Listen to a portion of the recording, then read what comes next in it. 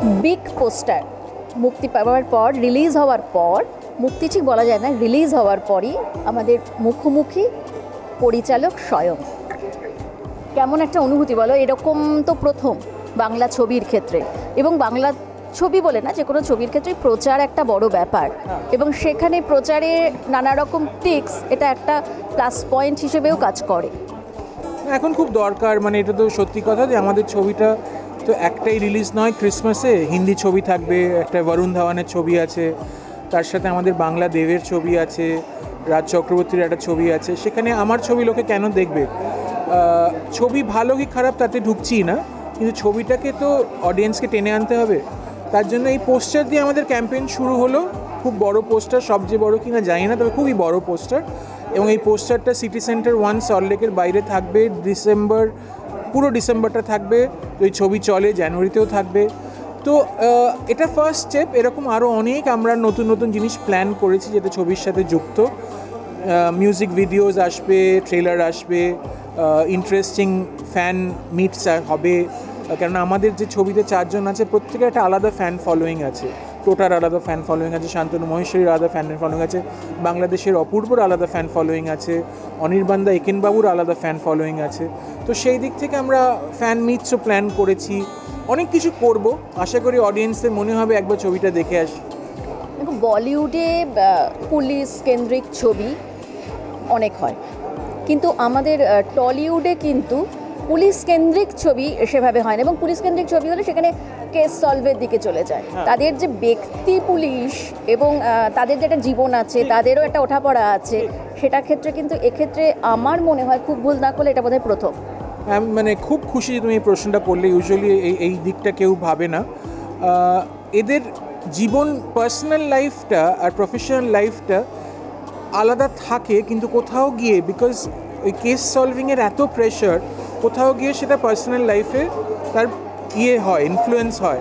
তো সেইটা চালচিত্রই খুব একটা ইম্পর্ট্যান্ট সাবজেক্ট, যে এদের প্রত্যেকের, মানে টোটার স্ত্রী রাইমা, শান্তনুর প্রেমিকা স্বস্তিকা দত্ত, ইন্দ্রজিতের একজন বন্ধু আছে যেটা প্রিয়া ব্যানার্জি বলে বম্বের একটি মেয়ে করছে, এবং অনির্বাণদার মেয়ের রোল করছে তানিকা বাসু। এই 4 জনেরই একটা পার্সোনাল জীবন আছে, যেটা পুরো এই কেসটার জন্য এদিক ওদিক হয়ে যায়।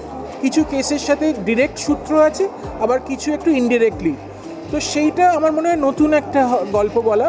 অফকোর্স মোড়কটা হচ্ছে থ্রিলারের, কিন্তু হাই ড্রামা সঙ্গে খুব সুন্দর রোম্যান্টিক মোমেন্টস। তো যেটাকে মানে খুব ক্রুডভাবে বলতে গেলে সব মশলাই আছে, বাট ওভারঅল থ্রিলার বলাটাই ঠিক। দেখো, তোমার ছবির যে নামটা চালচিত্রর সঙ্গে তো আমাদের পুজোর একটা ব্যাপার থাকে, যেটা চালচিত্র, এবং সেটা কিন্তু আঁকাই হয়। তো এক্ষেত্রে কি তুমি মানে গল্পটা তুমি একেবারে ছবির মতো একটা মানে তুলে ধরতে চাও, ছবির মতো ইন দ্য সেন্স মানে ড্রয়িংয়ের মতো আমি বলতে চাইছি, সেই ক্ষেত্রে কি নামের সঙ্গে এই নামটা রেখেছো?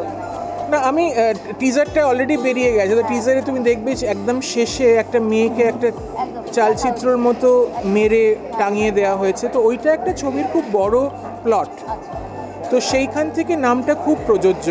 তাই যদিও অঞ্জনদার একটা চালচিত্র এখন বলে ছবি এসছে, মৃণাল সেনের অত ভালো ছবি ছিল, এই ছবির নামটা এতটা প্রযোজ্য যে আমরা চালচিত্র ছাড়া আর কিছু ভাবতে পারিনি। তা ছবিটা দেখলেও লোকেদের মনে হবে যে চালচিত্র নামটা একদম অ্যাপ্ট আর কি। আগের ছবিগুলোর ক্ষেত্রেও আমরা তাই দেখেছি। অফকোর্স।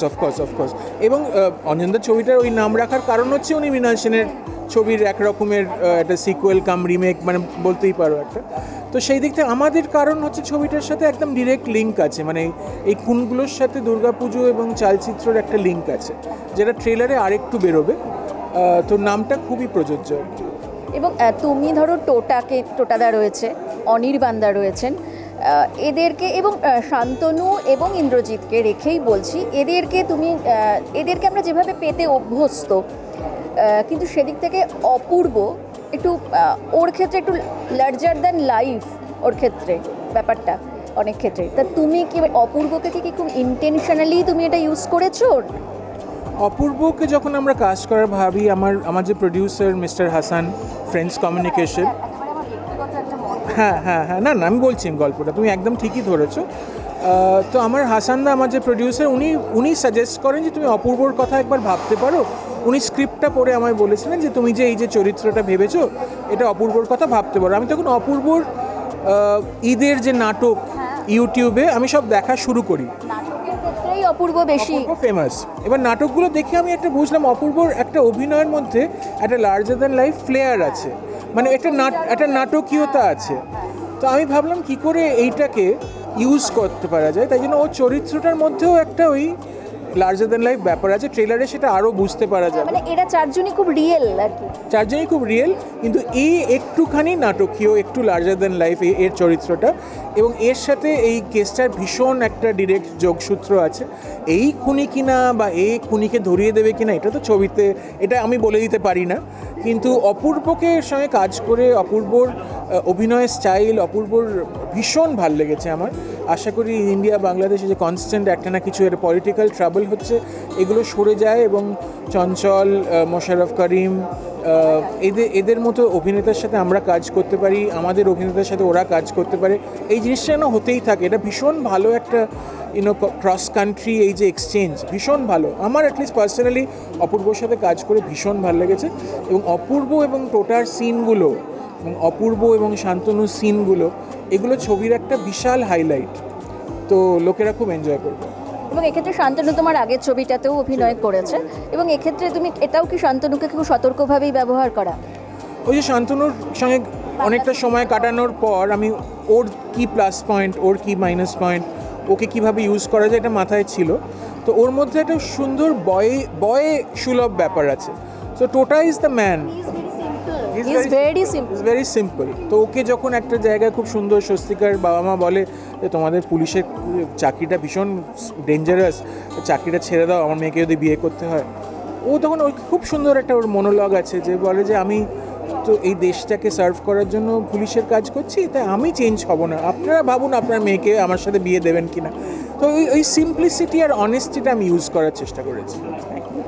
আমরা কথা বললাম পরিচালকের সঙ্গে, প্রতিমদার সঙ্গে, এবং শুনতেই পেলেন যে বড়দিনে, একেবারে বড়দিনের মরশুমে বড় ছবি নিয়ে আসছে চালচিত্র। দেখতে থাকুন আর্টেজ টিভি HD।